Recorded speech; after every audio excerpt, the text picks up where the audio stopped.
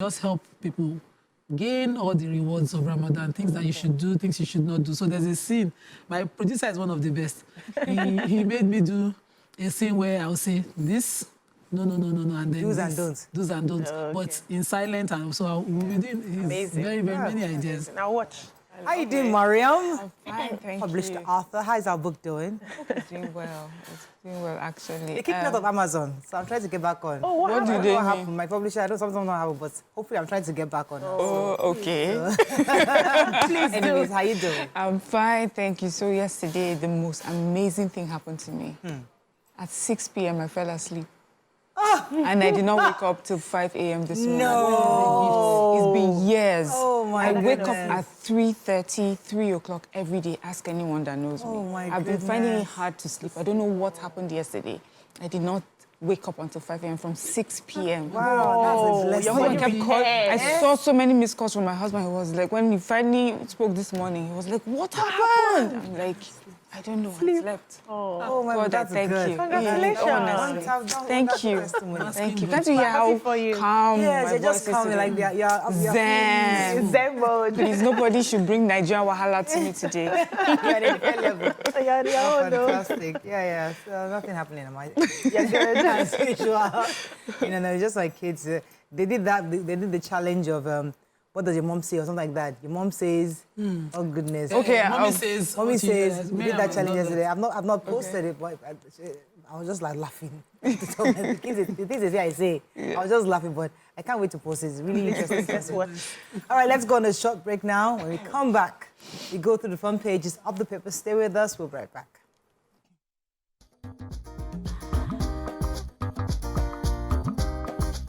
Stay tuned. Your View will be right back. Okay, we're going to start with the nation. Tinubu to governors, pay wage award to your workers. Varsity workers declare warning strike. Conditional cash grant begins. Probe of 30 trillion naira federal government overdraft from CBN begins. EU faults VAT system.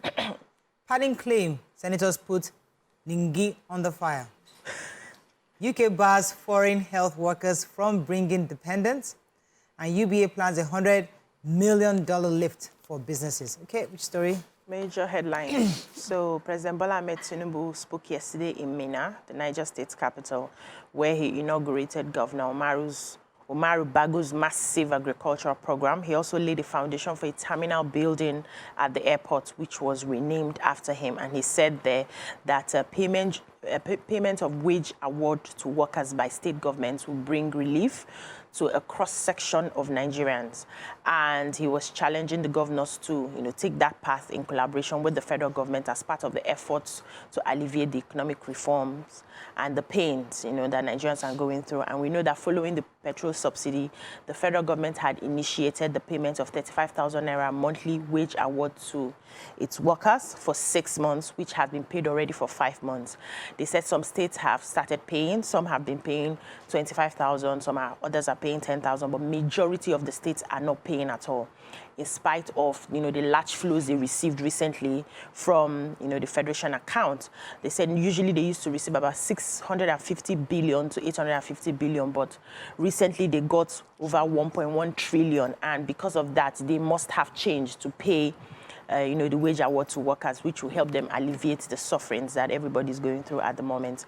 And so he's appealing that every governor gets on board and starts paying. Then he touched on other issues, which he said, talked about the programs that the policies are brought about, such as the student loan, which will be inaugurated on Thursday. And he said the program will commence, which will also, help students have a form of relief. He also talked about the social security program for the elderly and vulnerable, which will also commence very soon. And, he said they have plans to address the headers and farmers issue, that they are going to be working with different state governments. They are going to be providing land for them, that they understand what it means for, cattle to just get into the farm and eat up crops of, farmers. And this is also putting a dent in our economic situation. But they are going to be working on it to see how they can, alleviate some of these things. And that's a promise that the president, is giving to Nigerians. Okay. I have the UK. That's the story you cuckoo have. before. So according to their Prime Minister on X, it says that from today, that was yesterday, UK care workers entering the UK, migrant care workers entering the UK on health and care worker visas can no longer bring dependents. And he said it's part of our plan to deliver the biggest cuts on migration. So according to, in December, they had already announced that, they are grateful for the contribution of overseas care workers, and they are clear that their migration is not a long-term answer to their social care needs. And so they are doing this, but they reserve visas with dependents for students on postgraduate courses that are designated to the UK. And also, they have also prevented those overseas students from switching out of student route into work routes after their studies in the UK. So there was a tweet on X I saw where someone said UK is the most unhappy, number one unhappiest place on earth. I think this is true because now when care workers get there, they will enter serious depression. It's not only care workers that go there. No, if you go there, leaving your family and dependents back home, especially when they are younger ones. Because I have a client who are trying to do a process to go there. She has 2 young children. Okay. So imagine say she cannot carry them to go and work. Okay. Anyway, you have a story. Yes, I do. I have the Senior Staff Association of Nigeria, SANU, and non-academic staff, NASU, have declared a 7-day warning strike beginning March 18th for the payment of their members withheld 4-month salaries after the 2022 nationwide strike. So they said that this decision came about and has been approved by their Joint Action Committee after a meeting that they had in Akure at the weekend. The president, Mohammed Ibrahim, that's the president of SANU, had signed a communique issuing at the end of the meeting that the decision to embark on warning strike was taken as last resort. They said they'd written several protest letters and other forms of communications with the federal government, and it did not result in the payment of the withheld salary. So that's to show us that they are not just jumping onto a strike. They had tried all the different avenues, and it hasn't yielded much. So they explained that the former president, Buhari, had withheld salaries of university workers who went on strike in 2022, right? And then last October, President Tinubu ordered the payment of 4 out of the 8 with the withheld salaries for 8 months. They said they went ahead and paid ASU, but they have not paid SANU and NASU. And so after much deliberation, they feel that this is the next step that they have to take. All right, so I have the Senator Ningi's story, controversy over the allegations of budget padding against the presidency and Senate President Godswill Akpabio by Senator Abdul Ningi is still raging in the Senate. If you recall, he had claimed that in the interview that the Northern Senators Forum had uncovered lopsidedness and padding of the 2024 budget to the tune of 3 trillion naira. Has, however, come back to say that those were his own personal views, that it was not representing the views of the Northern Senate Forum. He was speaking during the interview by the BBC Hausa, again, language issues, because he was speaking in Hausa. By the time it was translated, according to him, the presidency, Bayo Onanuga, had given a press release concerning what was brought to him that he feels was somewhat misinterpreted, his views were somewhat misinterpreted. Misrepresented. Also, the senator from Ondo South, that's Senator Jimoh Ibrahim, has called for an arrest and prosecution of Ningi for giving false information. And many of the northern senators have also come to say that they are not part of his views, that these are his own personal views. But again, it raises another issue of language. Yeah. But actually, from the translation we have, what he said is what he said. And he said he's not afraid of probe. He's not afraid of being investigated for what he said, that he believes in what he has said. So we'll take it from there. Moving on now to the Punch. Parties demand 3.7 trillion naira padding probe. Northern senators disown Ningi. FG laments blackout despite 65% subsidy, warns discos. Pray for Nigeria to overcome challenges, governors tell Muslims. Terrorism UN begins Lagos Abuja airport security audit. Unpaid salaries, SANU, NASU, tackle FG, declare 7-day strike. Commuters groan as one-chance robbers invade Lagos-Ibadan Expressway. Tinubu condemns farmer-header clashes, unveils Niger Agric Airport projects. Okay, which story? Punch. Yeah, so motorists and passengers plying the Lagos-Ibadan Expressway are lamenting the increase in the operations of one-chance robbers in the Mowe-Bafo Bega area of the road. And some passengers had to speak to Punch Metro at the weekend, and they said that the road was no longer safe for them due to the activities of the one-chance criminals. A teacher, Sarah Oladele, spoke to the correspondent, and she says she no longer goes out once it's 7 p.m. Whatever she's doing outside, she makes sure that she gets home before 7 p.m. because she doesn't want anything to happen to her and her children. And another person, a hawker, who also gave her name as Rebecca, says she only plies the road because she has no other choice, because she has to sell her wares on that road, and there's no other road for her to pass. And just last week, her brother was involved in this. They collected his phone, the cash he had with him before they finally dropped him off. He said in the last month, about 4 persons had been robbed and attacked on that same road. There was one of them who was even stabbed in the hand while he was trying to struggle with them. Another bus driver said that he no longer carries more than 3 male passengers. They now select who they carry because they don't want to be victims of the one-chance people. And he says, I drive Korokbe and I don't usually carry more than 3 male passengers at a time. Everybody just trying to be careful. But then the police has said that they are going to increase the roadblocks on the road, put more police there, and see how they can salvage this. All right, let's go on a short break now. When we come back, we'll continue with our review. Stay with us. We'll be right back.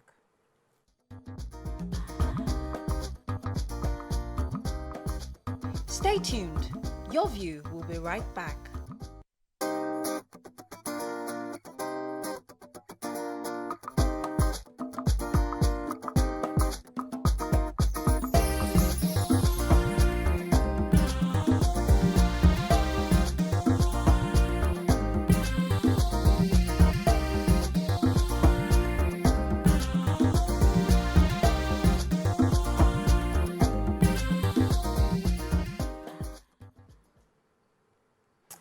Thanks for staying with us. We're still reviewing Punch. So I have a story that the team of experts from International Civil Aviation Organization, the United Nations. Oh, that's the story. Go ahead, please.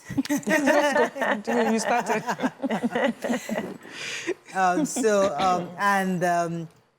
The United Nations agency that regulates the global aviation industry arrived in Nigeria to carry out security audits of the Murtala Mohammed International Airport yesterday. The audit will cover critical aviation security areas such as in-flight security, passenger and baggage security, acts of unlawful interference, facilitation, legislation, and so many others. So according to the statement by James Mbala, he said that Mr. Festus Keyamo was quoted as expressing the importance of the audit in upholding the highest standard of security in Nigerian aviation industry. He said the audit represents a concerted effort to uphold the highest standard of security across all facets of Nigeria's aviation.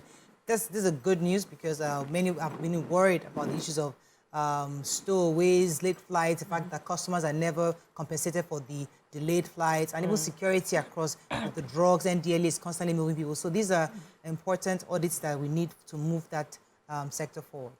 So in a meeting yesterday, the Minister for Power lamented blackouts despite 60% subsidy paid to discos. He says that what the country is witnessing currently with respect to power supply is not acceptable, and the situation is getting worse. And in the last 2 to 3 weeks, the level of power supply to Nigerians has not been good enough. So the last 2 to 3 months. He said that he was holding a meeting with the directors in the Ministry of Power and the CEOs of agencies in order to address the lingering crisis in the power sector, where he revealed that in the next 3 to 6 months, he would ramp up power generation and supply. That's the part I was waiting for, but he added it, between 6,000 to 6,500 megawatts. And we're looking hopeful to this. He said there will be consequences, warning again to the discos who are rejecting allocated power allocated, electricity allocated to them. He said they will be dealt with severely going forward. We have not seen an example yet. This story has repeatedly been said. Moving on now to Daily Sun. Akpabio's men fight back plot against Ningi. Senate begins probe of Buhari's 30 trillion naira ways and means loan. Bandits attack market in Plateau, kills 7. Tinubu to governors, pay wage award to civil servants. Gunmen kill man, abduct wife and daughter in Enugu. FG pushes for death sentence for electricity vandals and thieves. UBA African Guarantee Fund to support SMEs in Africa. Okay, which story? This story, a little too close to home. Gunmen suspected to be bandits in large numbers on Sunday. They invaded a local market in Wasi local government area and they killed no fewer than 7 people. So according to eyewitnesses, they had these bandits arrived on motorcycles, shooting sporadically. And this was a market in Kampan in Zurak. You know, people were just busy. Just imagine a regular Sunday in the market, and then people drive up on motorcycles and just start shooting. Immediately, 7 people, you know, were killed. Many others were injured. They fled without any resistance because there wasn't any security. Nobody was expecting it. It wasn't as if there was any intelligence or any, you know, reason for them to believe that this would be happening, and so they got away with it. Anyway, the police says they're investigating it. They will be hot on their heels, and hopefully, you know, something comes out of this. As we know, Plateau State constantly in the news for this sort of sporadic, random shootings and killings. Also, at the meeting, the Minister for Power also proposed death sentence by hanging for electricity vandals. He said that if you look at it, capital punishment is not too much because they are also gradually killing the nation, killing the economy, and killing the people. And so they're pushing that to the National Assembly. And hopefully when it is passed, maybe that will deter such criminality. Yeah, so they said a yet-to-be-identified man who was traveling with his family in a private car had been shot dead by kidnappers in Udi local government area of Enugu State. The sources in the area said they attacked the family and killed the unnamed man while his wife and daughter were abducted. Now, the thing is now, at the time of this report, no official statement have been given from the authorities, and there's no demand for ransom from the kidnappers yet. But the Police Public Relations Officer in Enugu State, Daniel Ndukwe, has confirmed the incident, and they said efforts were ongoing to arrest the gunmen and rescue the victims. They've, you know, sent out a manhunt for the armed men and hoping that they will be able to rescue the victims very soon. So we'll get more details very soon. Okay, the Nigerian Tribune, Northern senators disown Ningi as crack widens. Bandits invade Plateau markets, kill 7. 4 days after abduction of our children, kidnappers yet to make contact, says parents. Court affirms borrower as NURTW president. Service year elongation bill. National Assembly staff members take Akpabio Speaker orders to industrial court. States should pay wage award now, says Tinubu. Senate inaugurates 17-man committee to probe Buhari's 22.7 trillion naira ways and means anchor borrowers program. Okay, which story? Okay, let me take the committee that has been inaugurated to investigate the 22.7 trillion ways and means. Sorry. Okay, so the Senate President Monday has inaugurated a 17-man ad hoc committee to investigate the ways and means and then the Anchors Borrowers Program under the immediate past president. The Senate did this following a report by its joint committees on banking, insurance, and other financial institutions, finance, national planning, agriculture, and appropriations. So what they have done is that they would like for government to look into and to resolve and investigate the 22.7 trillion printed by the CBN through Ways and Means overdraft. So first, the Ways and Means provision allows the government to borrow from CBN if it needs short-term or emergency finance to fund delayed government expected cash receipts or fiscal deficits. Last May, the Senate had approved the request by Buhari-led government to restructure the 22.7 trillion loans the Apex banks granted under its Ways and Means provision. The 9th Senate also approved an additional 180.4 billion naira, being the balance of the supplementary budget and interest accrued on the Ways and Means.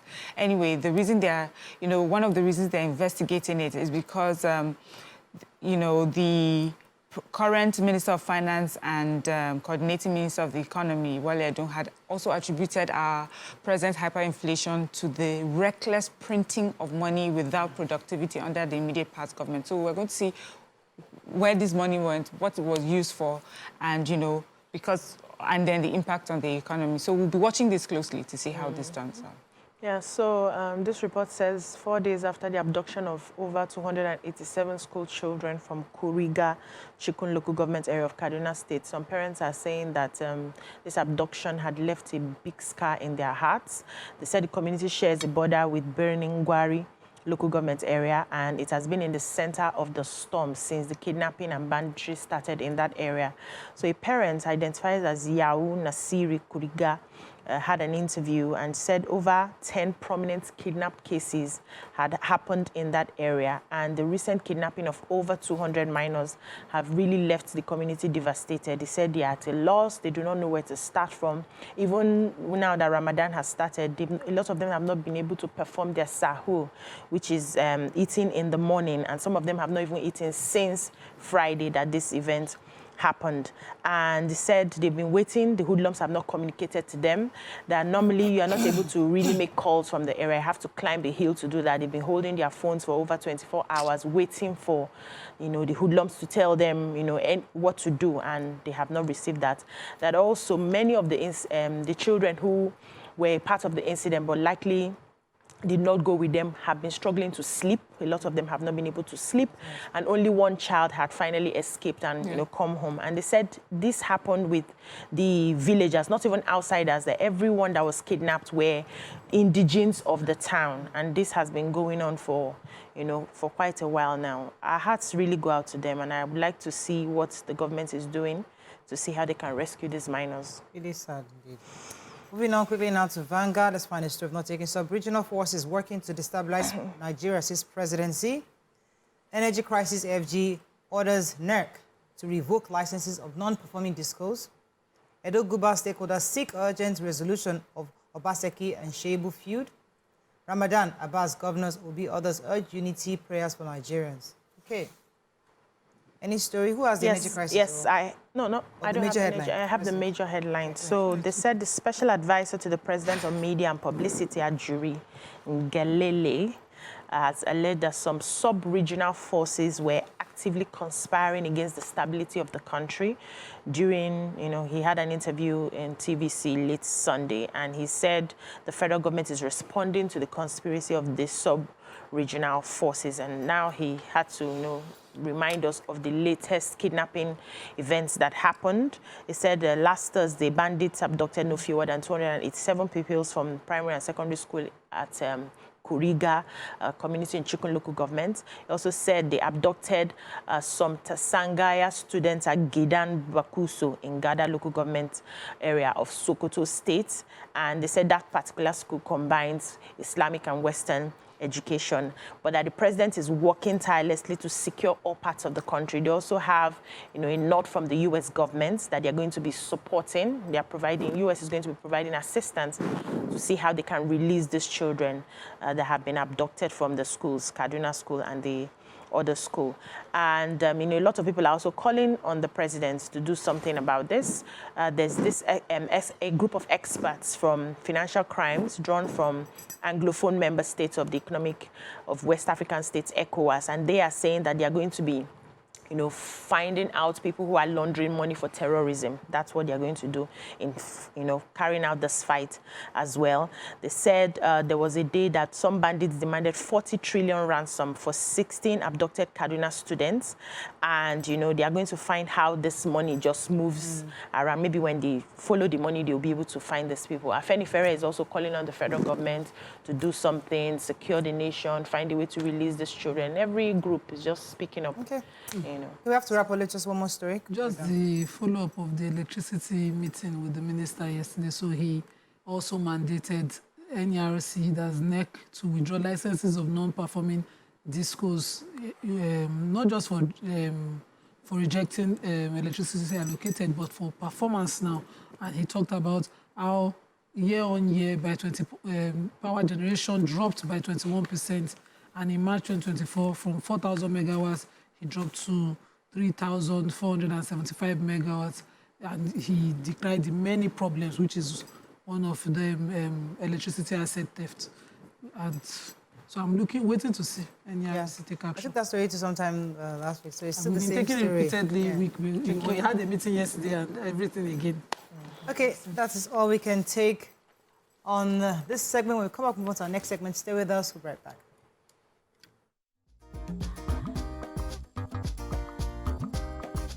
Stay tuned. Your View will be right back.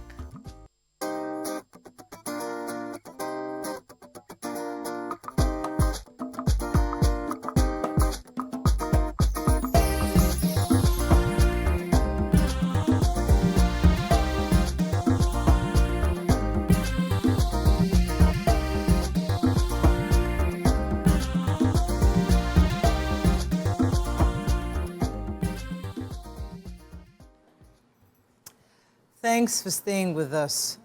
So today we're discussing paternity fraud. According to a report that we read online social media, a man was left heartbroken after DNA test results showed he isn't the father of all 3 children he shares with his wife.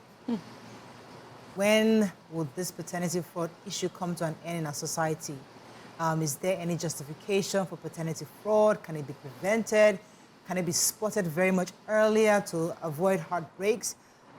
It's really, really painful to discuss because now it's stirring up the conversation that should DNA become mandatory after the birth of every child? You know how, sometimes you have to make all these tough decisions in the reality of the situation. What are your thoughts on this issue of paternity fraud? It's becoming more prevalent. In our mailboxes, we get stories day in, day out of people complaining, especially because many Nigerians are relocating, moving to new country where they have to verify and ensure that the children they are taking along with them are theirs.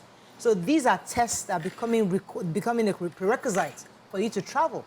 And it's getting more and more glaring that they have been raising children that never belong to them. Ew. What can we do to stop, and how do we stop this from happening? You can call us on 0810764 1679 09024 163440.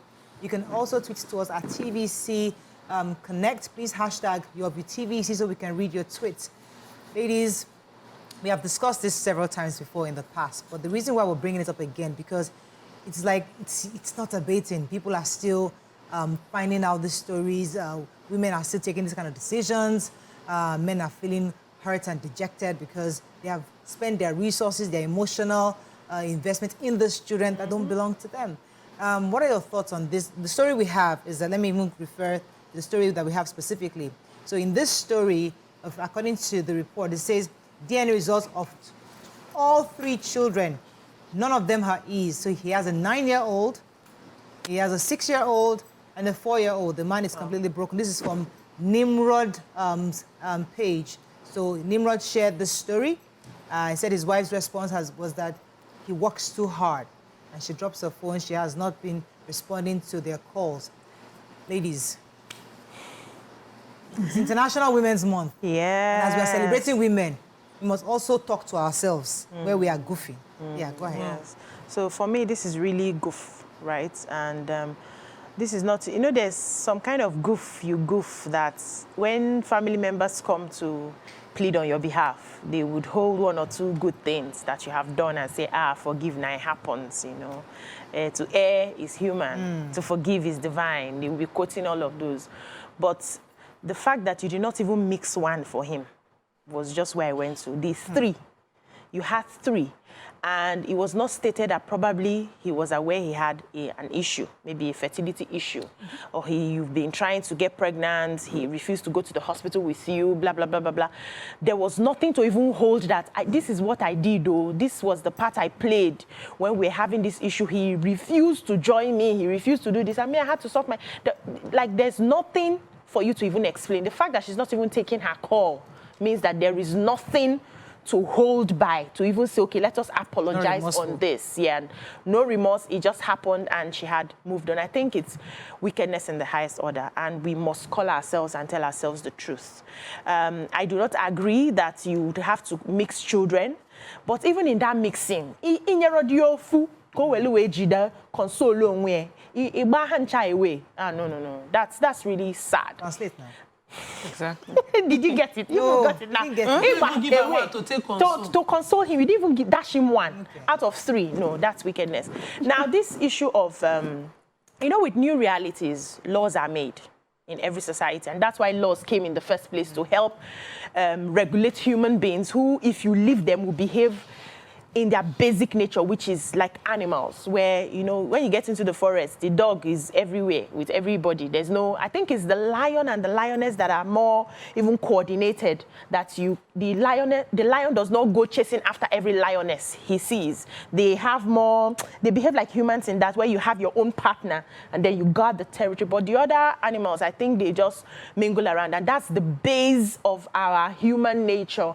And laws and rules, regulations are there to help us, for those of us who cannot self-regulate, to help regulate us. I think when you are giving birth going forward, it should be a law that DNA would be, so that from the beginning, you start giving the apology you want to give. You start exposing the, you know, the secrets from the beginning. Now, he now decides, okay, since you are married to me, I can choose to, like in Igbo culture, as long as you are in your husband's house, any child you bring belongs to the husband. So at that point, it's open, and people can now decide if he chooses to train those kids. But to nurture those kids for a long time and now realize that they are not even your seed. No, Let me come to it's heartbreaking. It's heartbreaking in a deep way. You can't even explain it. What are your thoughts on this? So before we even add the cost of a DNA to the cost of childbirth, let's ask why society regulated non-free sex. Why there were rules, no free sex, guards, boundaries placed. They said sex should be within marriage. Women should not be seen. Why they made it a sin and a crime to commit adultery and fornication is because of this kind of crime of you know, this is a crime. How do I put it? I wanted to put it. Of you know, stealing the right to a person's paternity from the father. So you give him 3 children, 1 9. He has invested 9 years, and you are just laughing.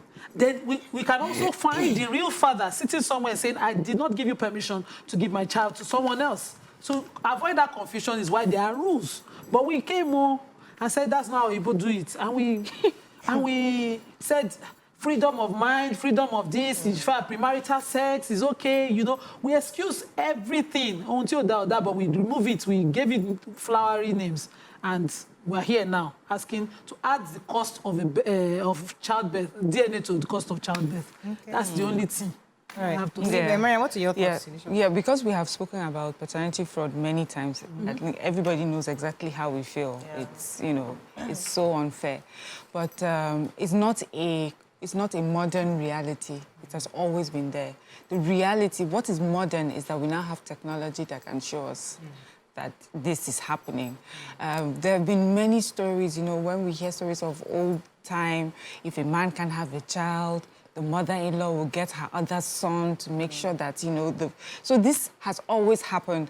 Whether it was fraud or not fraud, whether with your knowledge or not your knowledge, you know, this has always happened. But now we have something called DNA, meaning that some secrets that would have lived for generations and generations has now come out in the open.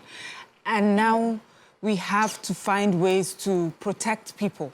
You know, I'm talking of fathers in this regard.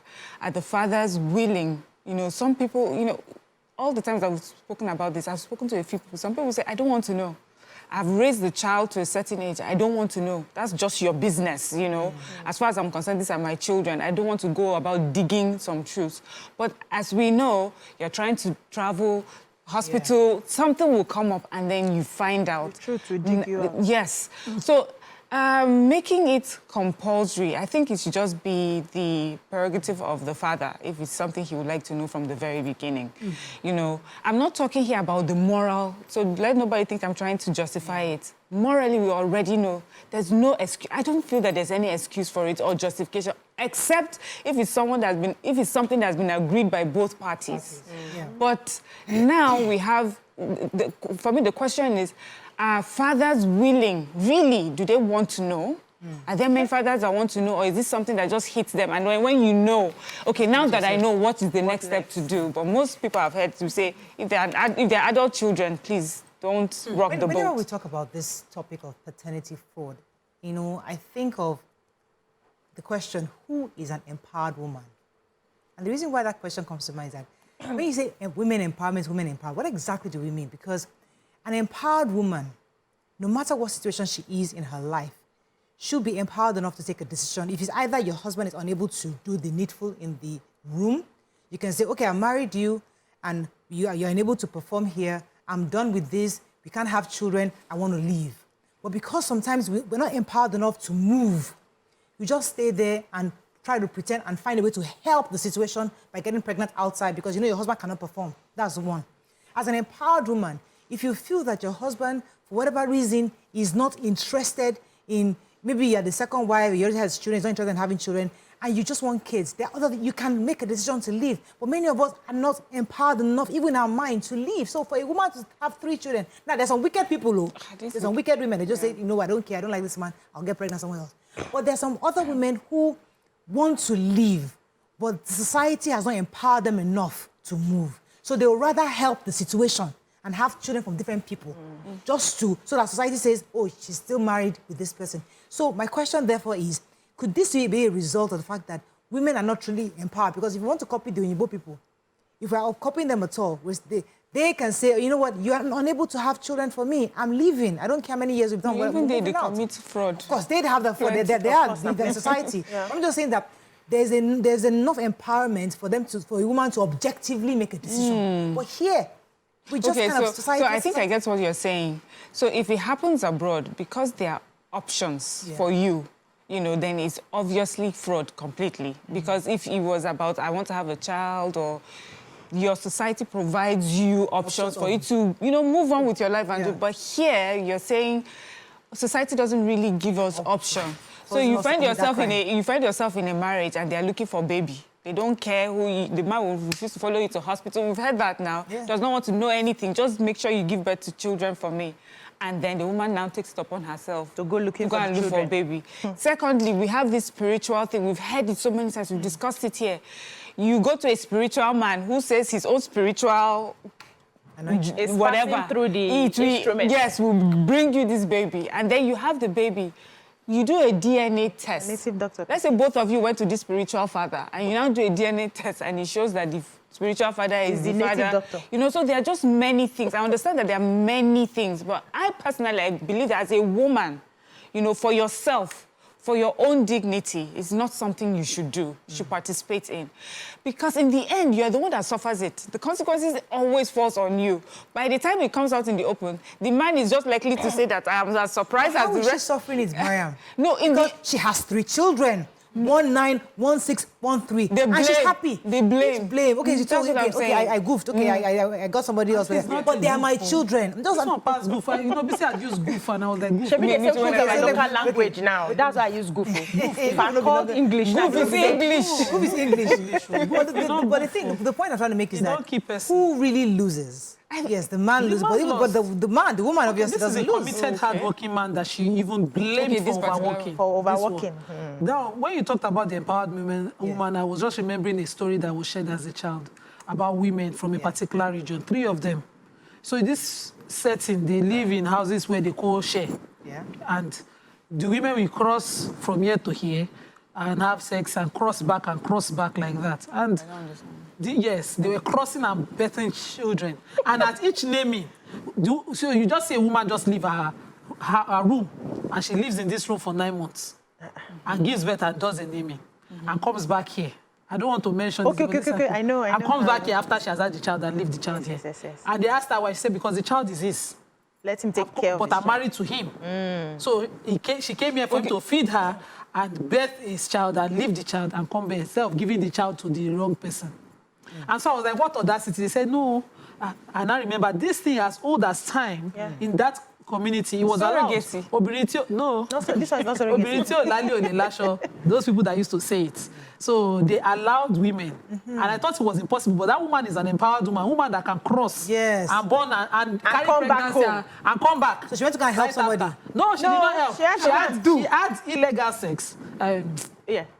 Adultery. While married. So she had when she came here and discovered she was pregnant. That one was waiting for her. But no one knows. Yeah, before. This one that was sleeping with her was expecting her. When she got pregnant, she just moved in.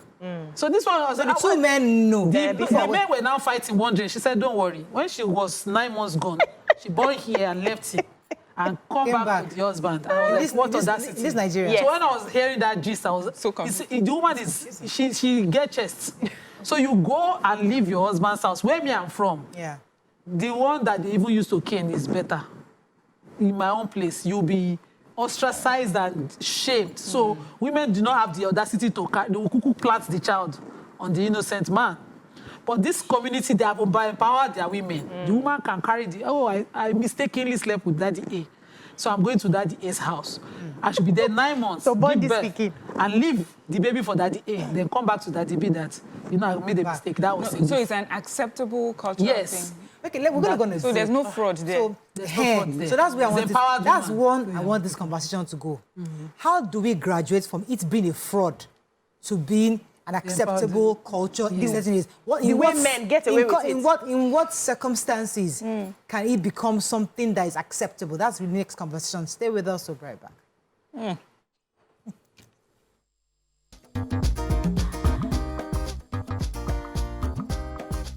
Stay tuned. Your View will be right back.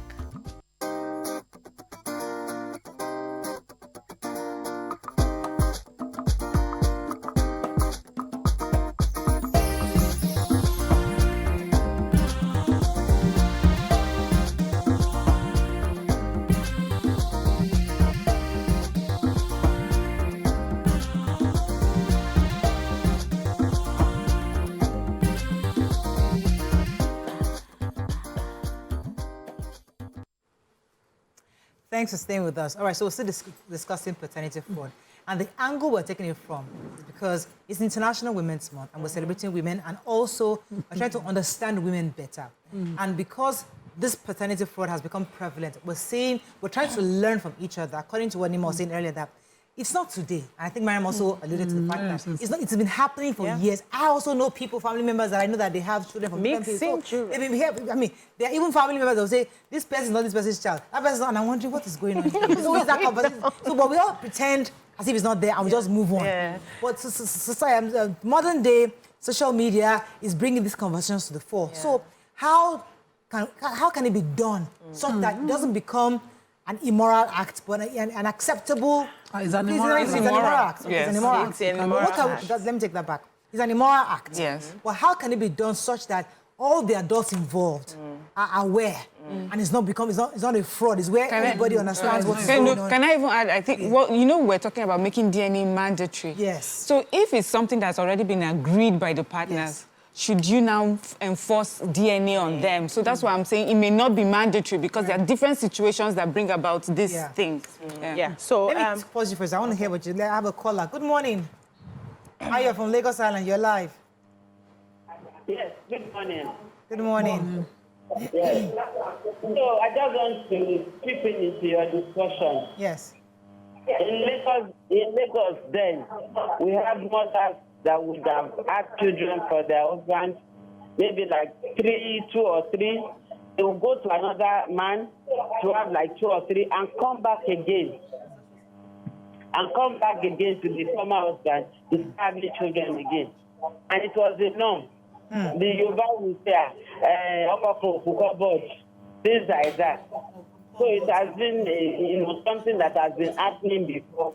But I believe it's no longer. yeah. Thank you very much. Yes. So So this in is so response- saying now, sorry, BC. Go ahead. She has said that the other one, cupboard, meaning that one husband cannot give you a full wardrobe. Then the other one I said, obìnrin tí ò lálé kò lè láṣọ. That if you don't have an extramarital affair, you can't have wardrobe. You So can't this have been happening in the Yeah. past. We won't just pretend. Culturally, Culturally, acceptable. It was acceptable at the time. If you look It's at not your acceptable. extended... It wasn't acceptable, it was done, it was- Listen, was Oh, it was if just you done. look at Testing it. your extended family, there's always this uncle that does not resemble every other uncle. Not Yeah, the you for saw house. You can do photo DNA There's for always us. this one that they will be pointing, he's not our blood. He's not our blood. We have it, at the time. And so for me, I like the question you asked about empowerment, right? What I see here is that we like to test the boundaries, but we don't like to receive the consequences. And that's why you go outside, bring Bele home. You cannot chest it to explain that this Bele is actually not your own. So where do we go from here? Do I leave your house? Do I do this? Do I do that? You keep it. because you want to still be enjoying the perks of the covering that you have. You are not willing to chest the consequence of what you have done. So in making all the conversations plain, now we're going to be asking women, you are empowered, Abi, or you chest it. You have done the do already. You have brought the belle. Explain to him whatever he says from there, you abide because it's your action that had brought that consequence. Are we ready to go down that path? A lot of people are not. They just want to escape and find the easy way out. And then at the end of the day, baby is that will not show face. No, if the baby daddy is a rich person, you not chest it. Exactly. So you are in the house with somebody who is well-to-do, doing their struggle and everything. You go and meet a carpenter, they give you belle. You don't want the carpenter to own the pikin because you feel he is not, he cannot give you that security that you want. So you hide and you stay with that pregnancy and you deceive somebody else. The only way we are going to make this thing plain and decide whether it's moral or not is whatever we agree. They said the bed on the filed. So if it's an agreement with you and your partner that if any mistake happens, I'm going to tell you the truth. And we can say, I love you, no matter what comes, we can go from there. Then we'll say, between both of you, it is moral. It is not a sin between both of you. But once there's deceit inside, where you're now hiding the belle and then lying that he's the father of children, that he's really not the biological father, that's where the sin is. And that's why we say in the hospitals, DNA should be mandatory. Let the man now say, I don't care, like she said, I don't want, it's okay. So it's not mandatory, so it cannot be mandatory then? So it can't be mandatory. So it has to be a choice. Yes. The man can say, I want it or I don't want it. Let me take this call from Ayo. Good morning, Ayo. Don't make it cheaper. It's expensive. Ayo, thanks for calling. You're live. Yes. Okay, I really like the what we're talking about, and I'd like to look at it from this angle. And instead of the word fraud, you see, it becomes fraud when you do not tell the person. For example, you're a woman, you have gone out, you have a child. If it was a man, everybody will know that this is the man's child, and the woman would even be expected to look after the child.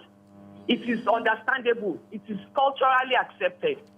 But for women, it became a thing of shame as we graduated with some maybe Christian rules and norms and so on and so forth. Before, society was more open. Society was freer. Even if a teenager goes and has a child, your family will take care of the child. If a woman goes outside and marries and has a child, there were people, if you can't bring the child to your husband's house, the child will stay in your parents' house. So we had great respect for children. People were more caring about children. People wanted the child to be stable. In fact, at a point in time in the Yoruba culture, they will say, there is no bastard child. Just because you didn't marry out of wedlock does not mean you are not a child. If you are the firstborn child, you are the firstborn child. So I believe we have to revisit it because it really affects the children. They are the ones that are affected and devastated, not even the wife or the husband. Thank you, Aya, for taking us there. Because that's the most important aspect. But that's the children. How it affects Let's not water down the actions of the parents because of the children. No, I'm just saying. So, Kosomwali, that's true. The meaning is that there are no bastard children because somebody will acknowledge that child. So if a man, for instance, gets a girl pregnant and says, I don't want to have this child, or I don't want this child to, the father of the girl will say, rather than leave my grandchild outside, I will acknowledge. And you will take the name of the father of the child. That's African culture. That's even far from Islam, which is why Islam has strict rules about these kind of things. It is strict. It should not be done.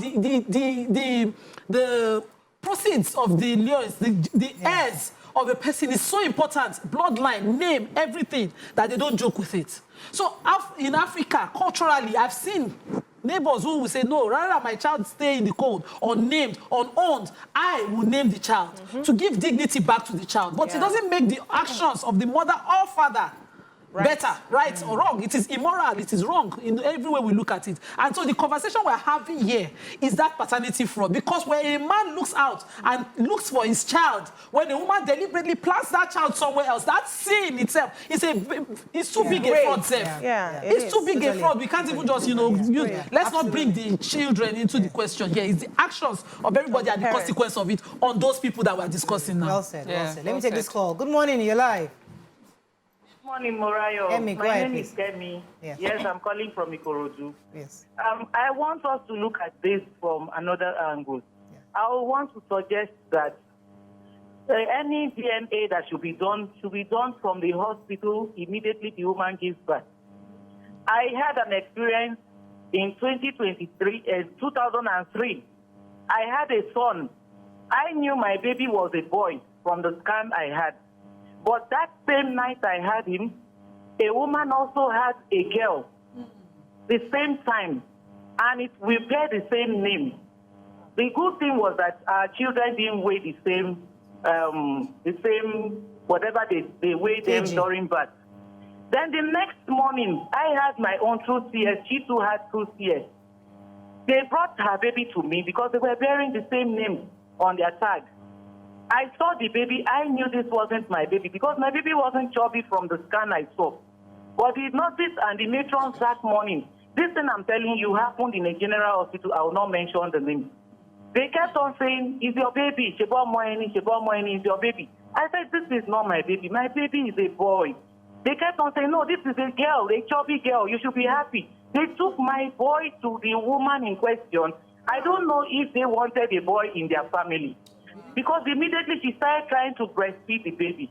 But the saving grace was that my pastor was traveling out of Lagos, so he was on his way to see me in the hospital before leaving. My husband wasn't there. So when my pastor came, he met me crying on the bed, and he asked me what happened. I told him, "This baby they gave to me is not mine." My pastor said, "What is going on?" So he went about, he scattered the whole place, asking, "I want to see my child. I want to see my..." That was how everybody started running around. And they went, "Oh, there's another baby Gabriel somewhere." So they brought my son to me. Now you can imagine if I had done Ojukokoro and gone home with that chubby girl. Today they would say she had a child that is not her husband's own. So I want to suggest that whatever DNA that will be done should be done from the hospital as soon as the woman is giving birth. Has given birth. Thank you. Thank you. Interesting. Yeah. Maybe swapping. This was They've been swapping babies. You see these midwives, they've been swapping babies. This And story for a fee. sadly happened to my mom. Hi. So we had only one son, and when she had her last girl, she said, at a very general hospital, me too will not mention, in this Lagos, and she came, somebody else had a baby boy near her. She had a baby girl, but we come very big and puffy from my own, and she was looking at the boy, very lanky boy, said, this baby cannot be my own. No. If you see the father of my children, you will not do DNA for my children. And the nurses were arguing, and my father was on night duties. So when he came that morning, the moment they saw him, they just gently swapped the baby's back. Hey. She said, "Madam, but you wanted the boy." She said, "I do, but I cannot go home with somebody boy that is not his own." The day will not break. That this baby is not my baby. And, that. And my sister is so perfectly my father, same genotype, same blood group, same face, same everything. That you couldn't have swapped them. They're helping. This is a crime of time. And they were justifying that, "Madam, how many do you have? What do you have? Don't you want this one? You will have this one now." She said, "I desperately want a boy." One of the reasons we want the DNA now going forward, aside from paternity fraud, these sort of things can happen, right? So that you are clear from the beginning that what I came with into the hospital is what I'm going back with. It's not just about, okay, you went outside or you did not go outside. Let's even be sure that what we brought into the hospital is what we are going away with first. Then there was, the last time we had this conversation, I also brought about, there's this thing that is not common, but it happens, where it's called chimera, where you can inherit your ancestors' genes, which is not the same with both parents. And then they will accuse the woman of going outside. Meanwhile, if they trace it, it could be the father's gene that the child has. So DNA just helps to remove and tick all of those boxes.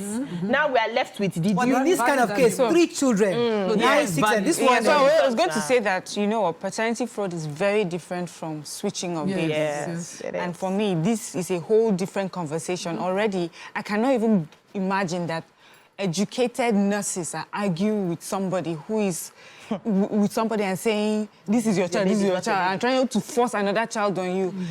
For me, I don't even, if the fact that it has happened, I think we should go and investigate these hospitals. Immediately. That is huge. That's a big scandal. I cannot even imagine that. But for the paternity fraud, this is one person's deceit against another. There's likelihood of finding out who the father is eventually. And the child still belongs to the mother. So with paternity fraud, I think what I hear a lot of people saying now is that they are being deceived by their partners into accepting children that are not theirs. This particular story that we took about 3 children, and she says it's because he's busy. We agree there's no justification for it. that. So what did she want him to do? Is it that he had never been with her in the time she was having the babies? Or he did and nothing came out of it? I know some people that, especially that have difficulties with fertility, they have to look at, like, they have to look at the period where they can have babies, So that's when they'll ask, yes, there are periods like that. They will have the partner, come in specifically during that period so that they can make the babies. But if you're so busy and you don't pay attention during that time, is that what happened? And so they could not have babies, so she went with someone else. But still, it's not justification. What she could have done is, I need children, I want to have children, and I can see that you do not have the same want as I do. And this is so important to me. I don't think this can continue. But to say that because someone was too busy. Let me take this call. Chief, thanks for calling, sir. Yeah, good morning, Maria. Good morning. Yeah, actually, this thing we're discussing this morning do happen these days about our own mothers. And because of the exposure now, because of the social media, the new communication, the communication has been stayed. But those days, it's not a taboo and it's not a problem. Somebody to have a child and return back to the sex husband. It's not a problem. But the problem we have now, a new generation, because of the reflection. But what's wrong about it is the marriage and flirting. If you're married and you have an issue somewhere, but if your husband is not fertility, there is a way we do it in a little land. You can marry, if you don't have fertility, if you cannot have an issue too, you can bring another woman for your husband to marry into the family. Okay? Chief, also, it was difficult to hear you, but I hope our viewers Maybe she finished. Because he's trying to Give explain some solutions. questions. Yes. I would have loved to. Maybe we can call him back so that it's clearer. So you cannot give birth. I wanted him to land where the infertility is on the man's side. He didn't land it. That you can, but he said we are clear as to when the infertility is on the woman. You get another that you bring woman. another woman to your husband, and the children she has is clear. Surrogacy. It has always been like that. Traditional surrogacy. Whatever she born, if you like, let her born 30. It's your own. But he didn't clearly state if the infertility is the man's own and how they believe. My mom told me a story. My mom told me a story about a woman who married a wealthy man, and because obviously she was from a very poor home, and she was hoping that he would obviously emancipate her entire family. Anyway, so she married him. The first child is not his. He never knew, for whatever reason, the man was the only person that did not see that this children does not belong to him. Every other person saw it. It was obvious. And this child No, you won't see. The first child, definitely. The second child was his, because they could tell. Okay. The third child wasn't his, and the fourth child wasn't his. Oh, wow. Only one child. Now, so when we were just talking just about it, she was saying that they will suffer the consequence. The mother will suffer that. They can't alert the man, because the man never knew till he died. Oh, wow. So the point is that, what is the consequence of the actions? Because I don't know the family, and I wish I knew to even know what happened, what became of the woman or even the children after this happened. But the truth is that, are there spiritual or universal consequences to this kind of actions? Because sometimes you just look at it as like, okay, they are human beings, they're living their lives. Okay, maybe the circumstances at which they were born was faulty, but it doesn't mean that they cannot live normal, regular lives. I mean, is there some kind of a spiritual consequence to these actions? God must love this woman.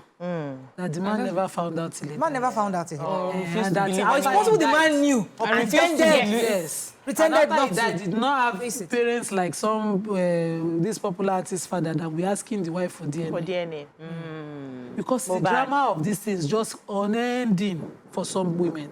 But God must love her that, Ọlọ́run bò láṣìírí, that's wealth in itself. Where God has covered and protected her. Her secret and her is between her and God till death. Or the man is aware. And it's a secret between them. Yeah. And it's none of your business, the outsiders, what you think you're seeing or not seeing.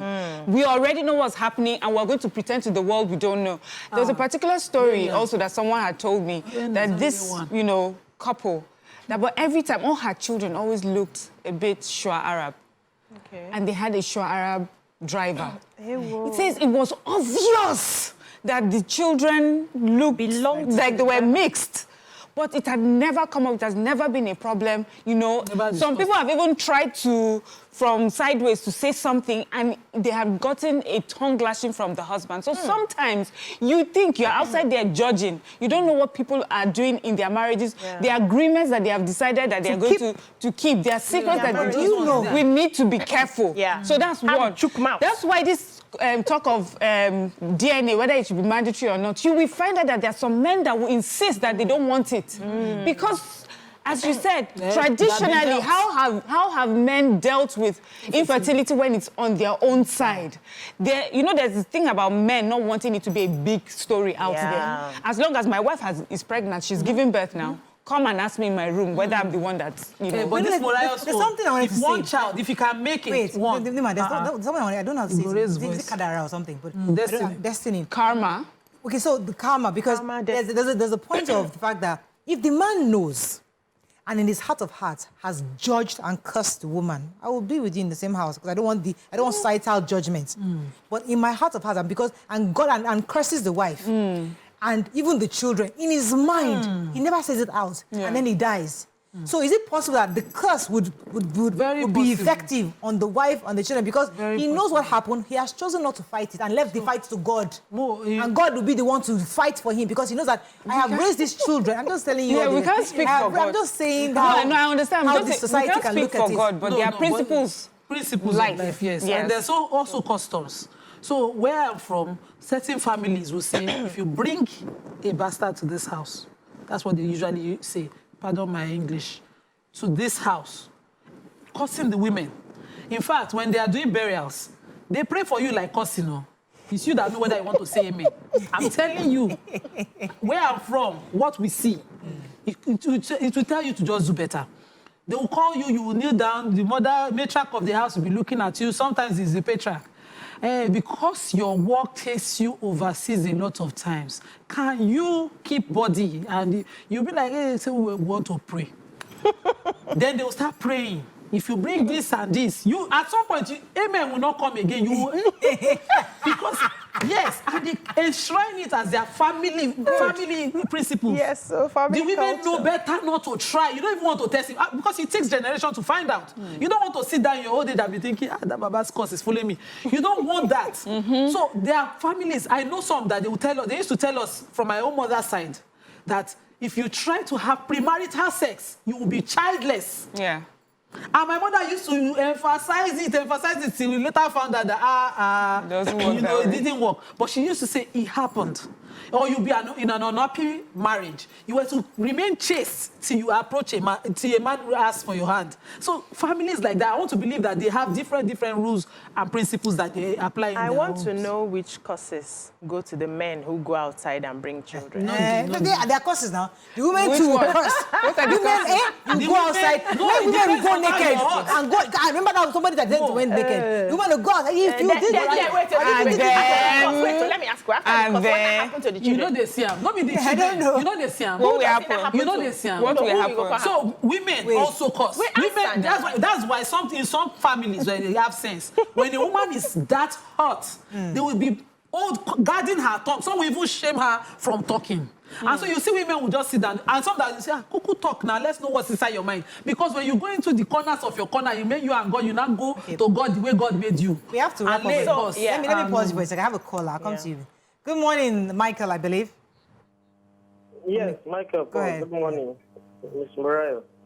Yes, I just want to probably take a little different from what has been discussed. I want to say, yes, the direction of your topic is that how do we legalize this or how do we make it acceptable? I'm just looking at the heading, man devastated. There is no how a man is not going to be devastated when he finds himself in this kind of situation. So what we're saying is, see, all that have been said are correct. Women should be able to check the consequences of their actions. But for us to say, okay, how do we now make it to, okay, be accepted, is for the woman to be bold enough, after going outside, for whatever reason, Because if the man had known that they had an agreement just like there are other situations like that, if they had an agreement and all of that, the man wouldn't have even gone ahead to go and do the test in the first place. So the issue here is just that we must call a spade a spade. We must call a spade a spade, and then let's just see that we say these things the way they are, and then we talk about it the way they are. Otherwise, we will just be legalizing everything that seems to be wrong, and then yes, people can do. Men can cheat, women can as well cheat. And when a man impregnates a woman outside, there is no how he can hide it. Even if he hide it, the woman will still know, but that will be the consequences. Yeah. So if Thank you very much, Michael. We have to wrap up on this, but let me let you. Yes, so what I just see is there's a reason why God does not judge the way we judge, right? Because we see the actions. God sees the intention. And I really do not think, I may be wrong, except for witches and wizards, I really do not think somebody sets out to just be wicked to the spouse from a place of intention. Sometimes it comes from the desperation of what you need. Sometimes it comes from you trying to find your own happiness. Just try to make things work. And that's why God cannot put a blanket judgment over how we would see it, and this is wicked and all of that, and then we judge. It doesn't work that way. A lot of people have been cursed, nothing is happening. A lot of people have cursed people, nothing is happening. You cannot curse somebody that has destiny. And that's why God said, let me be the judge. I am the judge. Judgment is mine, because I will see all the angles and I will decide what judgment is right for you. All we can do is let the wickedness not come to our dwelling place. Or even if it finally comes, is there any way we can forgive and move on? Because we really do not know in the scheme of things. A lot of things happen even in the scriptures where it seemed like this is how can this be? And then the genealogy of Jesus Christ, that is where all those people came from. And you're wondering, how does this God judge? Because it's the intention that's most important. I'm not saying it's good to do things you know that are morally wrong. No, it's not. But we cannot sit in a place of God and say this is how the judgment should come. We don't know that. I was going to say as well that, God sees our intentions. But thank God for the Lord. The Lord does not know about your intention. If you are caught in the fraud, it will deal with you, accordingly. I wanted to give an example of the American actress Kerry Washington. She had just recently announced that she found out. So there's this thing that they do now where they try and find out your ancestry. Americans like to do that so that they find out, I'm half Nigerian, half Somalian. So she got her parents. She got this person to come and do it for her parents. And she said they were so reluctant. They would be pushing the man to come next. She was wondering until they opened up to someone who now said, I think you need to listen to your parents. So apparently, the father couldn't. He had fertility issues. So the mother at the time had to use a donor to father her. And so that was why that thing was not... But it never, ever came up until she thought, let's do this ancestry thing. Wow. And so sometimes these things are already agreed upon and managed by families, but in cases where it is not, it's fraud, and then you must be ready to bear the consequences. So in cases where it's fraud, what kind of consequences should be alluded to women like that who actually intentionally, for different reasons, as you said earlier, that no one will intentionally want to, but there are some what would the people. law do? That's what I say, except witches and wizards. Well, see, but there are few. So the question is, can the law, can the law, I don't want to use the word sanction, it's too light. It has nothing to do with the law. It has something to do we're with asking, what should involved. Should the law decide to take it to the law? So I'm sure that there's a civil provision for this. Because a man who has relied on your representation that you not take a woman to jail, Nima, because of what she did. Maybe not jail. Yes, if our legislators can find the perfect way, I'm thinking it already. Yes, if our legislators can find the perfect way to criminalize it, this you know what I'm thinking? Pay child support. Yes, to pay money for life. Yes, to the man. Go and work. Now that I found out that all this civilly, the man should be able to go to court and say, I spent X and X. Yes. If he wants on this number of years, and I would have been a father of my own child because the hospitals have proven that I am not infertile. And this number of years, X number of years, you made sure I did not have a child, you have 3. in this marriage and get the costs and damages against that woman. If it's that, because that should be able to determine. Some men will not want to go that for the sake But it's of good their to know children. that they have options. See, Yes. it's when women, they should have It's always options. the Nima, protect. it's when the law provides options for both men and women. In We cases now like know. this, people can take better decisions. Yes. Yeah. Because it's because there's lack of options. You know, one person That you that want carries- to help and in then a one situation. person is a giver, one person is a carrier. So imagine a woman would know that a child is not her own. So if Sometimes you a woman would not bring, know. No, now if you bring the How many child, people did you do? if you bring the child to my house and I know that I did not give birth, I did not carry 9 months journey, I will simply say I'm not in the right emotional frame of mind to be mother to that child. And you can take her or him. Let me take this to call. any- I'll come to you. Daniel, thanks for calling. You're live. Wait, which woman will say that one? Yeah, We say, Good morning. Go ahead, carry the please. pikin, go back. Let's take a comment social media. Good morning, Morayo. Morning, Daniel. Go ahead, please. Yeah, how are you? This is Daniel from Alagbole. Yes. Yeah, I just want to make a quick contribution, very quick. I have a kind of counsel that anybody in that situation, you know that you have cheated on your husband, you're having some children that are not your husband, you should feel, you should muster courage to let your husband know about it. Because if he dies without knowing, that is a sin against God. And I know not just in Christianity, every other religion to know that if you have defrauded your husband, you have cheated on your husband, and the man is not in the know till the man dies, that is a sin. So they should muster courage either to tell the pastor or to tell a counselor that this has happened, and they should get the husband to know about it. Yeah. It is very important. Thank you. Thank you God very bless much, Daniel. Yeah. You were saying that what should it, like government do, or legally, what should be the repercussions for this? And I'm saying, Oyinbo people, they have like repercussions for when you marry a second bigamy. Yeah. We don't have that, and they have made it Yes, like bigamy now. We No. have bigamy now. Bigamy No, not really. Yeah, If you have traditional, Self-precedence. if you marry the person traditionally, you can have 15 other wives and get away with it. There's a That's loophole. because they don't enforce it. Yes, Yeah, they don't enforce it, good. yeah. So I'm just saying that you're right. Legally, we should look at it so that the people understand that there's a legal consequence For this. for deceiving someone at that level, really.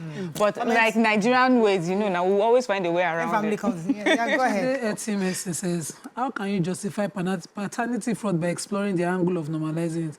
Why would you justify and casualize what is wrong, modern or not? It's an immoral act and it should never be acceptable. Stop this vague women empowerment that promotes civil will. And Moses Lawal says, many secrets are buried with women in their grave. Fertility tests, compatibility should be mandatory. Fertility tests and compatibility tests should be mandatory to weddings and DNA tests post-birth. On a lighter note, could it be a reason why Lagos DNA and forensic centers was burnt? Junel Leonard says paternity fraud should have some legal consequences. When doing DNA tests, both parents should be involved. Some children get swapped. Sometimes the woman might not know if it's the case of multiple nightstands. But paternity fraud should be punishable by law. Uchechi They're says asking. some married peeps with fertility issues arrange their friends for their wives and keep such secrets and take them to the grave. Crazy things are happening. Okay, We'll be wrapping up. Yeah, go ahead. Similar happened to a young couple in Lekki 2 years ago. The guy found out the wife was going out with her boss. He did a DNA for his 2 children. that story. Results came out that the second child wasn't his own. Yeah. The guy killed his wife and he drank. Opeyemi here Killed himself. says corruption is everywhere. I don't comprehend why nurses plan to give someone else's child to another person because of money. Opeyemi, you and I, like when I heard it today, my whole body, I'm like, how is it a thing? How is it normal? So you think you can Sometimes persuade nurses someone to work take under someone else's pressure. child? And you know, when one person is the only one on duty and has sudden emergencies, they can make that mistake. We can excuse when it is a mistake. But when you're being confronted, don't force it. That take cup is your cup.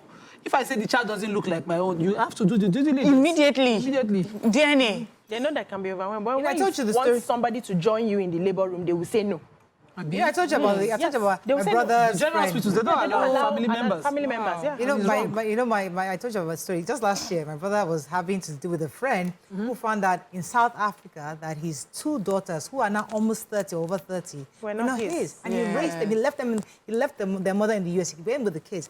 And it was only by chance he found out that his 2 girls. So he was worried about how do I Communicate that tell to that them. to the girls. You know? No need. So these, I mean, eventually, obviously, the girls were told, and then they have to go meet their mother and their real father, who their mother is married to in the US. It's just, you know, so the man is now left because that man who used to be his friend now has his daughters and their own, and they have children in the US. So he feels, but now he's now left to those girls. So he's the one that got zero. He got zero. He got zero. He's left to his daughter. She used him, she had the children. Yeah. She now married the man that they cheated with, and now had extra children. She's now living happily ever after. He raised her children. No, now. Yes. So that's why you're asking. So what time is invested, emotions invested, waiting now. Although, I'm sure, and I don't know the side story now because I didn't follow up, but in case the girls do still come back to their father in South Africa, you know, you raised us, you're our father.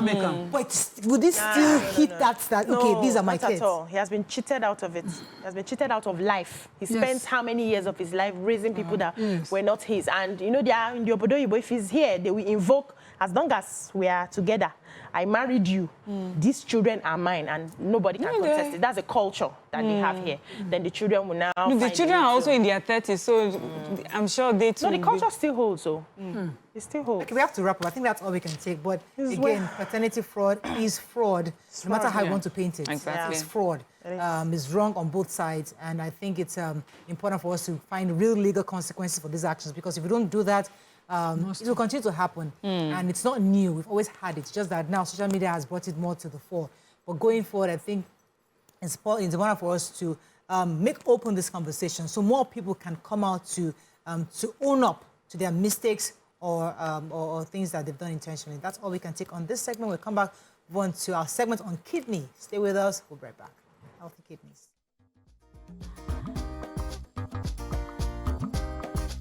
Stay tuned. Your View will be right back.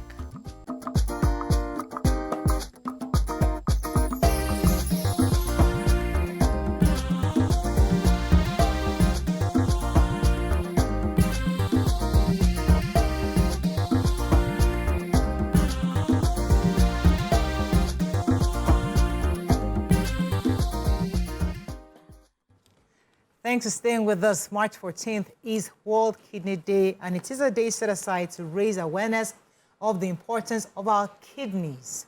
While kidney disease can affect people of all ages and races, women tend to face more specific challenges linked to kidney disease.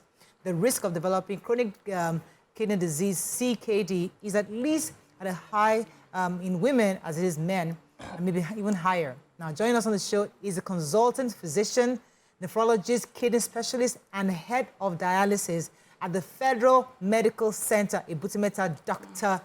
Namadu Danladi. Welcome to the show. You're head of this kidney center? Oh my goodness. I would think you just left secondary school. I'm just joking. You look very young and, you know, somebody in that level. Thank you. Good to have you on the show. Oh, thank you. I'm really, really excited to be here. Mariah, Miriam, Nima, Obi, I'm a fan. I'm so happy to be here. Happy International Women's Day in areas, and happy Mother's Day in areas as well. Thank you. Oh, yes. So, would you like me to call you Dr. Danladi? No, Dan is fine. Dan is fine. Okay. So, Dr. Dan, every year we discuss kidney, but sometimes forget to remind ourselves how it affects women, especially now that we're talking about International Women's Month. Could you give us an idea what kidney disease looks like and why is it more prevalent these days in women? Okay, I think it's just more awareness. I think people are more enlightened and they know a little more. Yeah. Kidney disease usually, if I could start by just saying what the kidney does. So what the kidney does is like it removes waste from the body. And so when your kidneys are not working, this waste tends to accumulate in the body and tends to cause a few issues. So usually some people start to vomit, some people become really sick. And that waste, the kidney takes it out as urine. So if you're not producing urine, you can understand that your legs will start to swell, your face will start to swell. Sometimes it accumulates in the chest, difficulty breathing. The other thing the kidney does, I say the kidney is like a Nigerian. The kidney has a side hustle apart from moving waste. The kidney helps the body to make blood. So if you don't have, your kidneys are not working well, the person's blood level starts to fall down. The kidney also helps with bones. Finally, the kidney controls blood pressure. So people with kidney disease, their blood pressure tends to go up. For women, it's particularly important, especially with pregnancy, because once your women are getting pregnant, they're close to getting pregnant, it's important to know your kidney status. If you get pregnant and you have severe kidney damage, the chance of you having premature delivery is about 90%. Whoa. Chance of preeclampsia, which is hypertension and kidney damage, is about 50%. Chance of you getting permanent kidney damage or worsening of your kidney damage is also about 50%. So my prof in school would tell me, you have two kidneys. Two kidneys are meant for women because it has a lot of, pregnancy has a profound effect on the kidneys. So it's important that everybody, women especially, know about their kidneys, and especially around pregnancy, because it puts a lot of strain on the kidneys. Is there some... Okay, go ahead. You just mentioned kidney status. Is there a particular test to know? You know, the way we do other tests to know of your kidney status? Okay, so like I said, okay, so if you visit a general doctor, usually this can be done. We said the kidney removes waste. So the simple test we do is we just check your waste level. So if we check, there's this particular waste we call creatinine. Forget the technicality, but there's a waste level we check. So if your kidney is not working, it's a blood test. It's a blood test. So they just take your blood, and if the level in your blood is high, it means your kidney is not removing it. Whoa. So it should be in a particular range, and if it's low, it means your kidneys are overworking. That's also a problem. Wow. So it's supposed to be in a specific range. And the other thing is, you remember what the kidney filters is blood. So we also need to check your urine. I tell my patients, the way to know your kidney function at home is just to look at your urine. So if you wake up and you are peeing and there's a lot of foam, or your urine there's blood in your urine, or you're having difficulty urine, so just pay attention to your urine is another way to see. And then usually when you go to a hospital, we'll check your urine as well. And the final test we do is we take a picture of the kidney to see how they look. So we check your blood, check your urine, and we take a picture of the kidney. With a scan? Yes, it's called an ultrasound scan. So we expect the kidney to look a certain way, and it should be a certain size. And usually we want to be sure that there is no blockage in the path which urine uses to come out. And that's also something that tends to happen in men, but we're not talking about men now. For women, now, how do you maintain your kidney health? So I know that there are people who are born with some certain, probably is hereditary, where they have some kidney issues, or they have high blood pressure, you know, mommy had it, daddy had it, and every child just speaks up from there. How do you now maintain kidney health, especially if you come from such a family? Yes, I think that's an excellent question. That's debated of me. Hypertension is the most common cause of kidney disease in Nigeria. A lot of work has been done around that. So if you know you have this risk, you need to control your blood pressure. So most of the patients I see in the hospital who are very sick, their kidneys are damaged, they just didn't control your blood pressure. The simple things to do if you know you come from that background is manage your salt intake. And also you need to regulate how much protein you take, especially because when a lot of the waste that the kidney generates is from protein. So usually you want to be careful with proteins, and then you want to reduce your salt intake. So if you know you have a background of hypertension, you have a risk of hypertension, manage your salt intake. Finally, this goes for everyone. Just try to drink a lot of water. Whether it's hot, drink water. Usually any liquid will do, but preferably water. You don't want the complications that come in, so drink a lot of water. Make sure you go to the bathroom often. Yeah, That's a good thing. That's a good thing. Okay, so Dr. Dan, so usually when I would hear, we would hear that, a lot of women have kidney issues, and it's usually referred to because of our skin care routines and sort of things that we use. Is there any truth to that? Is it directly linked to some of the skincare products that we use?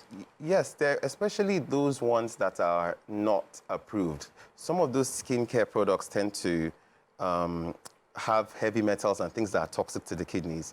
And one of the things I used to illustrate is that the allocation, like I'm sure we've been talking a lot about federal allocation, the allocation of blood to the kidney is 20%. So you can understand that anything that ends up in your body would at some point end up in the kidney. So yes, with a lot of the bleaching creams, a lot of these complex creams that do all kinds of skin.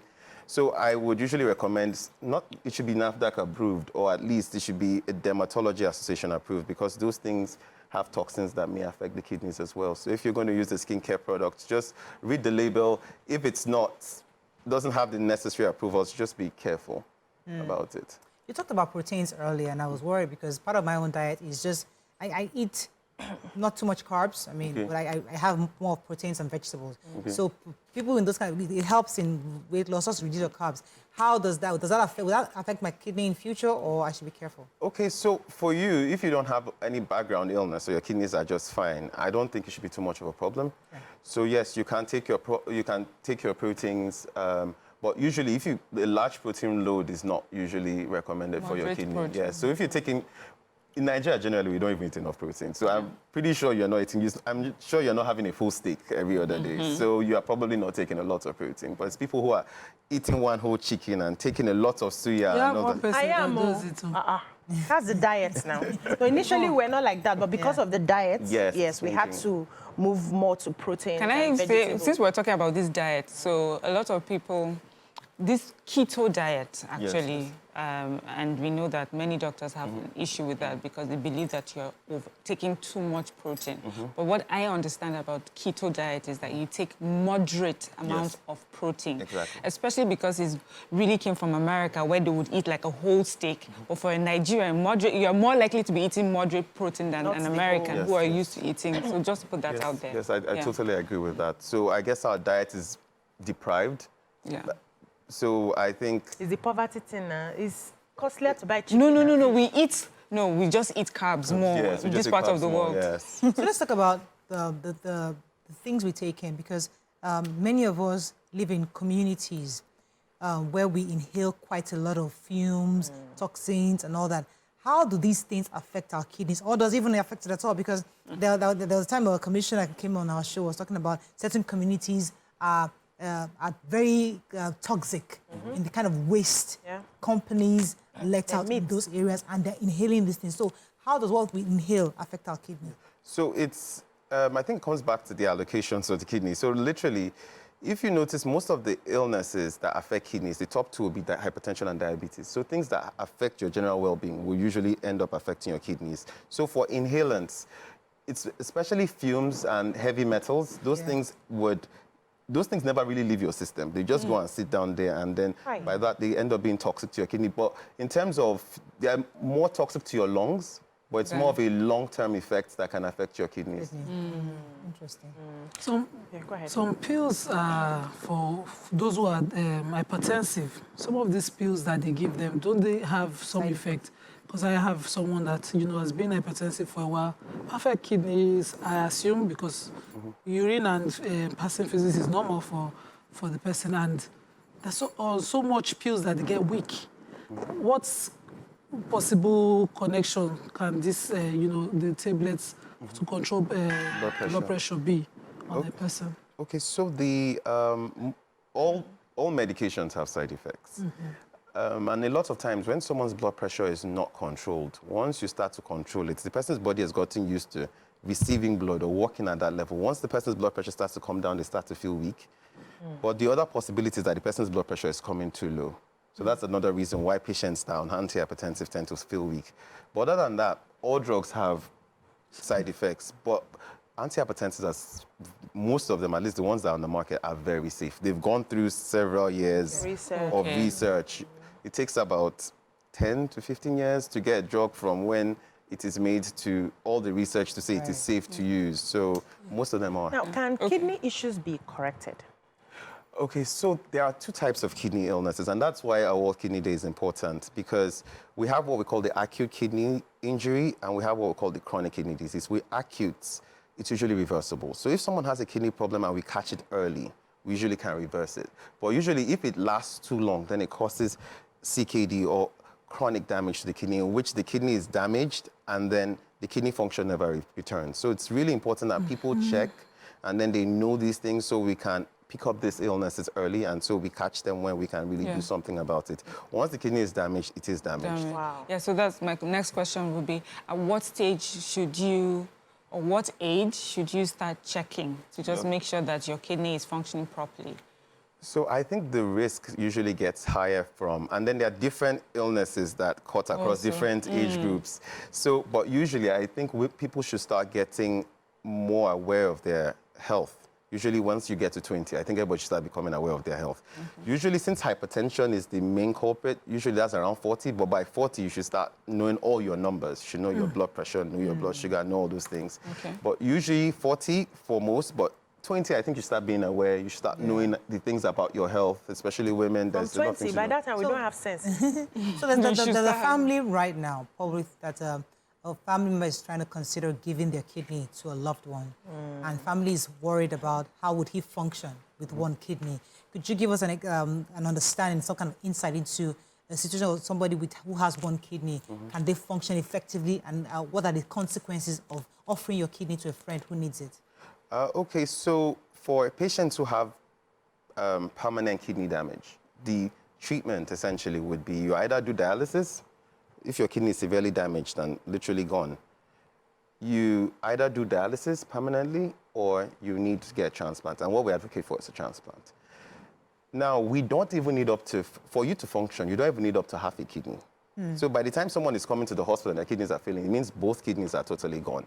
So you don't need up to even one kidney. So, and before we let you donate a kidney, we will check you. In fact, there was research that showed that people who donate kidneys live very long because it's the healthiest of the healthiest that we allow donate kidneys. So if you want to donate a kidney, there's a chance you might not be able to. If you had risk of you also having kidney disease, we won't let you donate a kidney. And then your heart has to be good, you have to be very healthy. So we'll screen you. And so if you qualify, you probably have more than enough kidney function. And since you also mentioned that women, especially during pregnancy, there's certain load on the kidney, do you advise women to give kidneys? So I usually, if you've not had your kids, I won't advise you to. There was if you don't mind, there's this popular story that was making the rounds when I was in training about a woman who had severe kidney damage, and then she came in she wanted to get pregnant. She came with her husband. And when she got there, we said, oh, your kidneys are really bad. You shouldn't get pregnant. And she was like, I want to do this. We gave them time. They agreed we were going to do it. And we told them, your kidney might get damaged. And the husband was like, I'm here for you. If anything happens, I will sort it out. I'll give you my kidney. And so she gets the baby. And then 6 months after, she developed kidneys. Her kidneys are fried. And she starts dialysis. And we called the husband, like, sir, you said you were going to sort this woman out. What's up? And the guy was like, so we gave him an idea of what it will cost. And then says, okay, give me 2 weeks. It's a popular story, actually, in nephrology circles. And 2 weeks, this guy shows up with the money, and he donated his kidney. Okay. But a year and a half after, guess what? What? Shows up pregnant again, and we're like, nah, you can't do this. What? She got pregnant again? Yes. Is he okay? Are they both They okay? sworn to each other for life. Okay. They're in love. So They want to die together. So the thing is, And leave the children for who? Telling you. the other thing is, if you, Trust. it just shows how well you can also get when you get a kidney transplant. That you can also get That you pregnant. forget. Yes, you can Forget get so your well. Yes. So kidney transplant really is good for patients with kidney So let's disease. talk about the cost of does. dialysis. Yeah. You know, is it getting cheaper? Because people are really, it's hard to pay for dialysis in this country. It is. Are there NGOs that support these treatments? Are there people out there to help people pay? Because there are lots of poor people who need help with this issue of dialysis. Because it's daily, I hear. So the essentially for your viewers that might not know what dialysis is, we said the kidney removes waste, and when your kidneys are not working, you need to connect this person to a machine to take out the waste. And that's what dialysis is. We essentially move the person's blood to the machine, and usually, typically, a patient will need about 3 of it in a week. Wow. Each session lasts usually about 4 hours. A session of dialysis in Lagos will cost you between 30 to 50,000. Okay. You can understand that someone paying 150,000 or maybe 120,000 every week. It's not affordable, and that is just for the clean of blood. Remember, the kidney has other things it does. You need to come and take an injection for the blood production. You need to take some tablets for the bone issues. So usually, nobody really can afford this. In other countries, it's essentially free. Government just takes it off. In America, I think it's on Medicare. In UK, it's on the NHS. So if you're on NHS, you just go on dialysis. In Nigeria, the NHIS, I think government's done, and they've tried. The first 6 sessions, if you're on NHIS, is free. But usually, that's 2 weeks. So no one really can afford it. So that's why we focus on prevention. And then most times when you hear people getting like kidney transplants, they're always traveling to India. Is it that we can't do it here? Are we doing a good job of it? Why are people, or is it just more expensive here? Interestingly, there was, we do quite a bit of kidney transplants. Luth used to do, they're working on a transplant program in Luth. Last Luth does kidney transplants. Those are the general hospitals in Lagos. There are a few hospitals in the east that do, there is one hospital in the east, there's a hospital in the north, general hospital. Then there are several private hospitals in Nigeria that do transplants. And we do quite a bit of transplants in Nigeria. So it's fairly common. We do a few renal transplants. So we can do it. And there's evidence to show that if you do transplant near where you live, you tend to do better. After hospital care. So if you go all the way to India, because your doctor won't look after you from India. Yeah. And usually the care is not as good when it's over the phone. You can't keep flying there. So when you are close to the people who got you on this journey, usually it's a lot better for you. So Okay, so what would you say should be our lifestyle targets? What kind of foods? What kind of, let's say, a proper day's meal?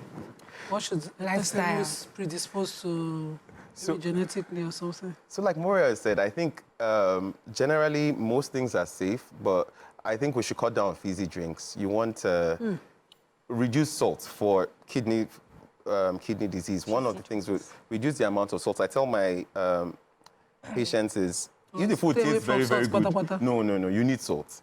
So, and salt is not just normal, it's not just salt, but things like Maggi contain a lot of salt in it. So we should, yes, a lot of the seasonings we use contain a lot of salt. So it's important that you use those things in moderation. I know you have to eat out, but just be cautious of it. See, this salt thing, the other day I was very hungry. Food no goes. Extremely. It's after you finish eating and the food has now finished, that's not salt. Yeah, it's always an aftertaste. Yeah, because you would have rushed, you're hungry. But after I now finish it, I'm like, The amount of salt in this food. But I'd finished it already. So sometimes it's really difficult. But when Is that something you can use? eat really a lot of salt, there's something you can do to flush out the salt. Drink water. I think the solution for flushing out anything kidney-wise is just drink a lot of water. And you target to drink 3 liters a day, which is quite a bit of water. Most people get that struggle. measurement right. Which one is 3 liters? So it's just a guide even. It's just a guide. It doesn't have to be. And then close. I remember telling someone to drink 3 liters a day, and he was so bent on getting the target that he wake up in the morning and drink the 3 liters. So we don't want it like that. You want to spread it through the day. Yeah. So you want to drink water, 3 liters of water. Oh, you try to finish the 3 liters. Yeah, just to say I missed the target. So it's not. Do we have Nigerians who opt to be donors if they pass? Yes. Do we have such Yes. people? Who Because I donate know their that bodies some before donate they die. body parts. Yeah, when they pass, like they make they sign it that if I die, the parts that are working, please give to people who need organs. Okay, Thank yes. you. Organ donors. So we don't have a we don't have the legislation in place. We're working on that. Okay. So usually you need to have legislation for cadaveric donors so when people die, you have that policy in which, because we don't have that, we don't want organ trafficking and all that to become an issue. So we are working on it. I think it's past second reading now. So, but it's one of those things that's been. But presently, we don't do cadaver. Everything is live.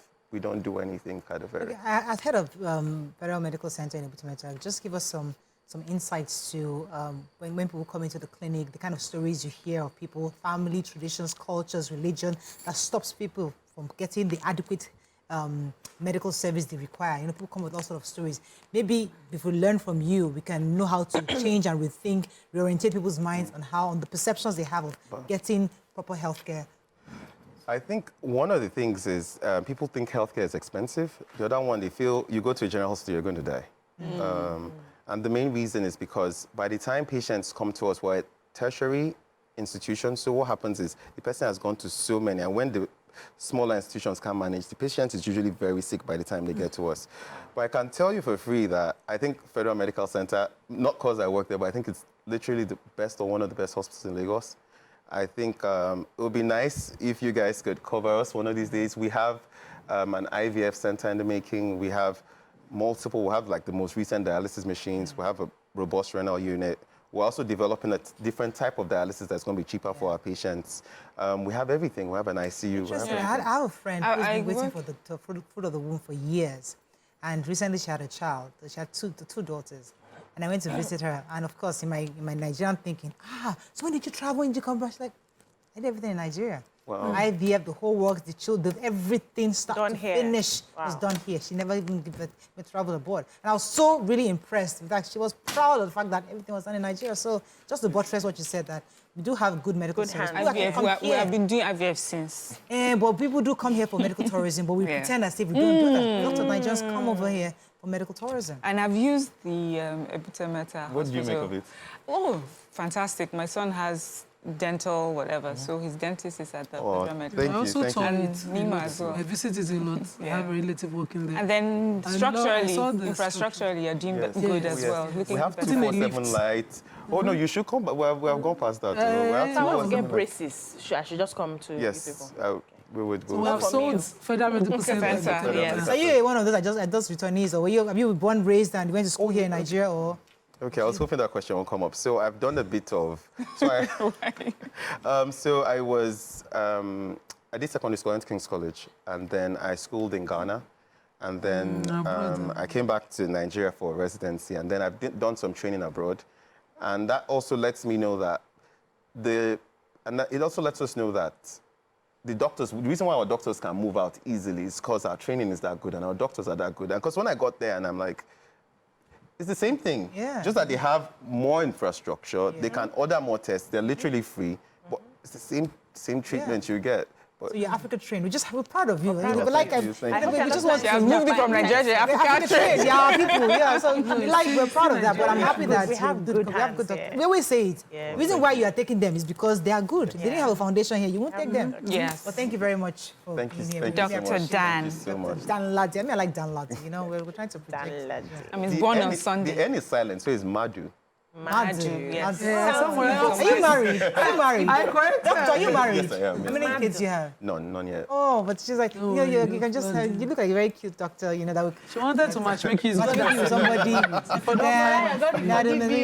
thank God you're married. Praise the God Lord. has saved Regards you. to Can you your feel the wife. middle belt energy around Oh, is it? it middle belt? Oh, yes. How are you feeling like? See you tomorrow. Bye for now.